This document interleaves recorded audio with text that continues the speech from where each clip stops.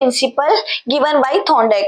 जो थॉर्नडाइक की trial and error theory थी उसमें उसने 3 प्राइमरी प्रिंसिपल दिए थे। कौन कौन से 3 प्राइमरी प्रिंसिपल थे? प्राइमरी प्रिंसिपल्स कौन कौन से थे प्राइमरी प्रिंसिपल? एक था लॉ ऑफ रेडीनेस,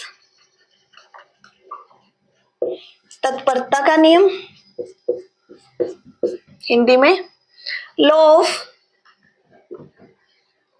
एक्सरसाइज,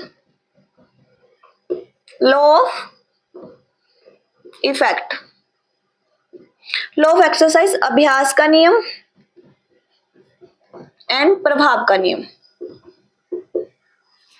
तो लॉ ऑफ रेडीनेस क्या है? लॉ ऑफ रेडीनेस ये है जब हम किसी काम को करने के लिए रेडी होते हैं वही लॉ ऑफ रेडीनेस है। जैसे फॉर एग्जांपल आप प्यासे घोड़े को कुएं के पास लेके आते हैं, उसकी मर्जी है उसने पानी पीना है या नहीं पीना है, यही लॉ ऑफ रेडीनेस है। जब हम किसी काम को करने के लिए रेडी होते हैं वही रेडीनेस है। इसमें क्या है? रेडी। जब हम किसी काम को करने के लिए रेडी होते हैं।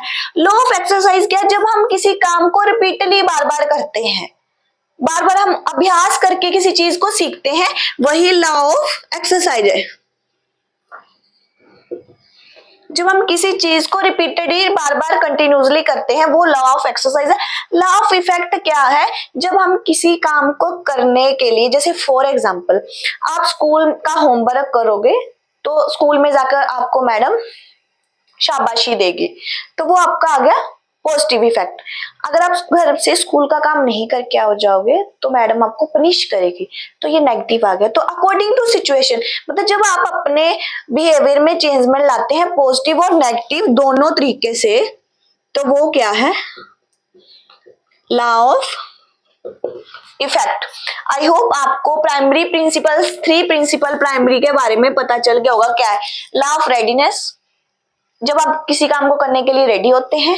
लॉ ऑफ एक्सरसाइज, जब आप कोई काम रिपीटेड करते हैं, बार बार करते हैं, अभ्यास करके सीखते हैं।